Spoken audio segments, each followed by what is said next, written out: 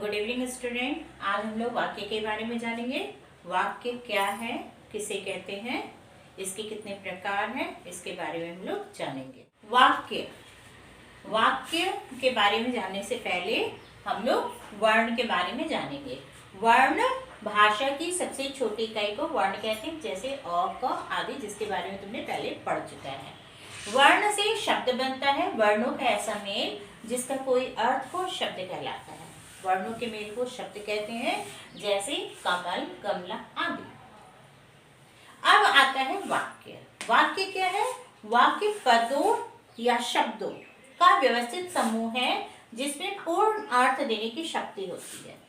शब्द स्वतंत्र होता है, जैसे यहाँ पे कमल है, गमला है, ये शब्द कहलाता है। लेकिन शब्द का प्रयोग जब हम वाक्य में करते हैं तो वह पद कहलाता है। वही शब्द पद कहलाता है।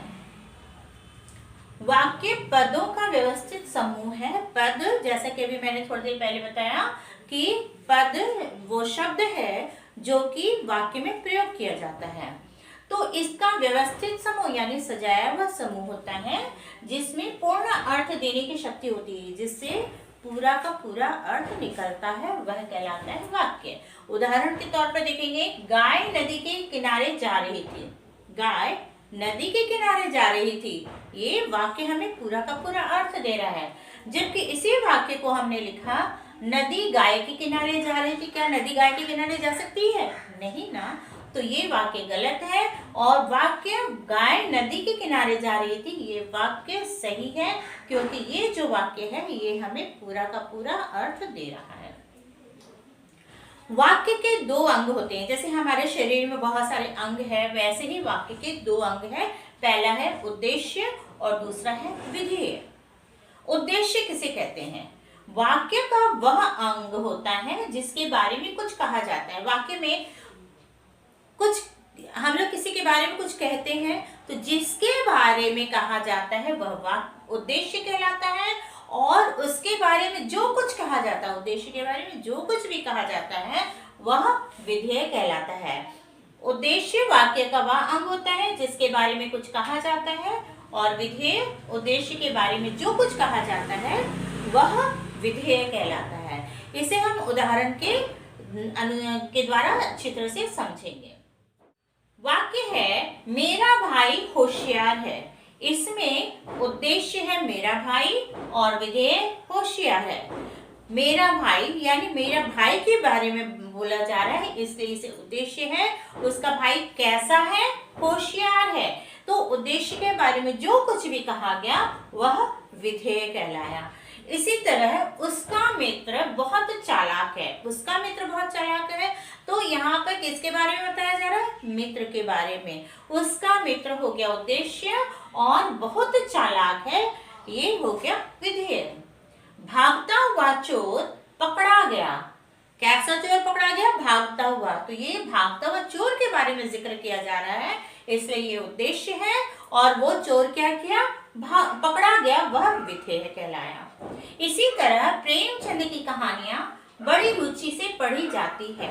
यहाँ पर प्रेमचंद की कहानियां उद्देश्य हुआ और बड़ी रुचि से पढ़ी जाती है, ये विधेय हुआ। मेरी छोटी बहन स्वाति रोज स्कूल जाती है। यहाँ पे स्वाति के बारे में कहा जा रहा है, इसलिए ये उद्देश्य हुआ। और विधेय उसके बारे में कहा जा रहा है कि वह रोज स्कूल जाती है। वाक्य के प्रकार। वाक्य के प्रकार के बारे में अब हम लोग जानेंगे। वाक्य के प्रकार, वाक्य का जो प्रकार है इसके बारे में अब हम लोग पढ़ेंगे। वाक्य का विभाजन दो आधारों पर किया जाता है। पहला है रचना के आधार पर और दूसरा है अर्थ के आधार पर। सबसे पहले हम लोग रचना के आधार पर देखेंगे कि ये क्या है। रचना का तात्पर्य होता है बनावट। जिस तरह से वाक्य बनाया गया है उसके आधार पर वाक्य के प्रकार। तीन प्रकार होते हैं, सरल वाक्य, संयुक्त वाक्य और मिश्र वाक्य। सबसे पहले हम लोग सरल वाक्य के बारे में पढ़ेंगे। सरल वाक्य, जिस वाक्य में एक उद्देश्य हो और एक विधेय हो वह सरल वाक्य होता है। एक ही उद्देश्य होता है और एक ही विधेय होता है। बिल्कुल साधारण सा वाक्य सरल वाक्य कहलाता है। सरल का अर्थ ही होता है साधारण, और इसमें एक उद्देश्य होता है, एक विधेय होता है, वह सरल वाक्य है। जैसे लड़के खेल रहे हैं, इस वाक्य में लड़के एक उद्देश्य है और खेल रहे हैं विधेय है। मैं पुस्तक पढ़ता हूँ, मैं उद्देश्य पुस्तक पढ़ता हूँ विधेय है। इसमें एक ही उद्देश्य, एक ही विधेय है, बिल्कुल साधारण सा वाक्य है, इसलिए इसे कहा गया सरल वाक्य। संयुक्त वाक्य, समान स्तर के दो या दो से अधिक सरल वाक्य जोड़ने पर संयुक्त वाक्य बन जाता है। संयुक्त का अर्थ होता है बहुत सारी चीजों का मिलना। तो यहाँ पर एक ही स्तर के दो या दो से अधिक सरल वाक्य जब आपस में जुड़ते हैं तो वह कहलाता है संयुक्त वाक्य। और इसे पहचानने का तरीका है कि इसे योजक शब्दों के द्वारा हम जोड़ते हैं, जैसे और, तथा, यानी, ये सारे शब्दों के द्वारा हम वाक्यों को जोड़ते हैं और दो वाक्यों को या उससे ज्यादा वाक्यों को लिखते हैं। प्रातः काल हुआ और चिड़िया उड़ गई। यहाँ पर प्रातः काल हुआ एक वाक्य है और चिड़िया उड़ गई दूसरा वाक्य है। इन दोनों वाक्यों को और के द्वारा जोड़ा गया है। इसी तरह राम आया, श्याम चला गया। यहाँ पे भी दो वाक्य है, एक वाक्य है राम आया और दूसरा वाक्य है श्याम चला गया। इन दोनों वाक्यों को और के द्वारा जोड़ा गया है, इसलिए इसे कहते हैं संयुक्त वाक्य। अब है मिश्र वाक्य। मिश्र वाक्य में एक मुख्य उपवाक्य और एक या अधिक गौण या आश्रित उपवाक्य होते हैं। एक मुख्य उपवाक्य होता क्या है कि एक वाक्य होता है जो कि मुख्य होता है, उसके बाद उसी पर आधारित दूसरा भी वाक्य होता है। वाक्य उस पर आधारित यानी उससे पर आश्रित यानी उस पर आधारित, उसी पर निर्भर करता हुआ और भी वाक्य जोड़ा होता है, वह कहलाता है मिश्र वाक्य। जैसे अध्यापक ने बताया कि कल छुट्टी रहेगी। यहाँ पे मुख्य वाक्य क्या है? अध्यापक ने बताया। उपवाक्य है ये, पूरा वाक्य नहीं। अध्यापक ने बताया। क्या बताया? ये इन पर निर्भर करता है, इसलिए कल छुट्टी रहेगी ये दूसरा वाक्य हुआ जो कि इस वाक्य पर वो निर्भर करता है, के द्वारा जोड़ा गया है। इसी तरह दूसरा है उस लड़के को बुलाओ जो बाहर खड़ा है। उस लड़के को बुलाओ जो बाहर खड़ा है, दूसरे लड़के को मत बुलाओ। यहाँ पर उसी लड़के को बुलाओ, इसलिए ये मुख्य उपवाक्य हुआ और ये आश्रित वाक्य हुआ। तो इन दोनों के कारण इसे कहा गया मिश्र वाक्य। अब आ जाओ, दूसरा नंबर आता है अर्थ के आधार पर वाक्य। तो अर्थ के आधार पर वाक्य के 8 भेद होते हैं। विधानवाचक, निषेधवाचक, प्रश्नवाचक, आज्ञावाचक, संदेहवाचक, इच्छावाचक, संकेतवाचक और विस्मयादि वाचक। इन सब के बारे में हम पूरी तरह पढ़ेंगे। कौन है विधानवाचक?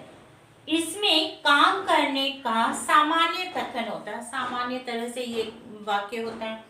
जैसे नीलम पढ़ती है, राम जाता है, ये विधानवाचक वाक्य हुआ, ये बिल्कुल साधारण सा है। इसके बाद आता है निषेधवाचक। निषेधवाचक में निषेध, जैसा कि तुम लोग जानते हो, इसका अर्थ होता है मनाही, मना करने वाला, नहीं वाला वाक्य। जैसे इसमें किसी काम के न करने का पता चलता है, कोई काम नहीं हो रहा है इसके बारे में पता चलता है। जैसे वह पुस्तक नहीं पढ़ेगा, यहाँ पर जहां पर भी नहीं शब्द आया वह निषेधवाचक का उदाहरण हुआ, वह निषेधवाचक वाक्य के अंतर्गत आता है। तीसरा है प्रश्नवाचक। प्रश्नवाचक जैसा कि इस नाम से पता चलता है, प्रश्न वाला वाक्य। इसमें प्रश्न पूछने का भी भाव होता है, जैसे तुम कब आओगे। यहाँ पे प्रश्नवाचक चिन्ह होना चाहिए, इसलिए यह प्रश्नवाचक वाक्य हुआ। आज्ञावाचक, इसमें आज्ञा या अनुमति का भाव तय है, यानी ऑर्डर दिया जाता है, किसी को आज्ञा दी जाती है, वह आज्ञावाचक वाक्य हुआ। जैसे तुम यहाँ से चले जाओ, हमने आज्ञा दिया उसे कि तुम यहाँ से चले जाओ, अब आप जा सकते हैं, हमने अनुरोध भी किया, अब आप जा सकते हैं, यानी उसमें अनुरोध रहता है, आज्ञा रहता है, यह आज्ञावाचक वाक्य। इसके बाद है संदेहवाचक। इसमें किसी कार्य के होने के बारे में संदेह प्रकट होता है, संदेह होता है कि वो होगा या नहीं होगा। जैसे वह शायद ही काम पूरा कर सकता है, हमने संदेह किया, कर भी सकता है, नहीं भी कर सकता है, तो ये हुआ संदेहवाचक वाक्य। इसके बाद है इच्छावाचक। इस प्रकार के वाक्यों में वक्ता की इच्छा, आशीर्वाद, शुभकामना आदि का बोध होता है। इसमें हम लोग उसकी इच्छा को बताते हैं, इच्छा प्रकट होती है, उससे आशीर्वाद होता है, शुभकामनाएं अगर हम किसी को देते हैं, तो ये सारा वाक्य आता है इच्छावाचक वाक्य के अंतर्गत। जैसे ईश्वर तुम्हें दीर्घायु बनाए, ईश्वर तुम्हें दीर्घायु बनाए, हमने यह एक शुभकामनाएं व्यक्त की है। इसके बाद है संकेतवाचक। इस प्रकार के वाक्य में एक क्रिया दूसरी क्रिया पर निर्भर रहती है। एक क्रिया है वो दूसरी क्रिया पर निर्भर होती है कि वो किस तरह का होगा। जैसे यदि वर्षा होती तो फसल अच्छी होती, यहाँ पर भी एक क्रिया जो वर्षा होती वह दूसरे पर निर्भर करता है। तो इस प्रकार यह संकेतवाचक वाक्य हुआ कि अगर वर्षा होती तो फसल अच्छा होता। इसके बाद है विस्मयादि वाचक। इन वाक्यों में घृणा, शोक, हर्ष, विस्मय आदि भाव व्यक्त होते हैं। यानी इसमें घृणा, नफरत, शोक, दुख, हर्ष, खुशी, विस्मय, आश्चर्य, ये सारे शब्द प्रकट होते हैं, इसलिए इसे कहा जाता है विस्मयादि वाचक। जैसे वाह तुमने तो कमाल कर दिया, अरे तुम कब आए, ये विस्मयादि बोधक चिन्ह है, इसलिए इसे विस्मयादि वाचक वाक्य भी कहते हैं। वाक्य किसे कहते हैं, वाक्य के अंग कितने हैं और वाक्य के प्रकार के बारे में तुमने जाना।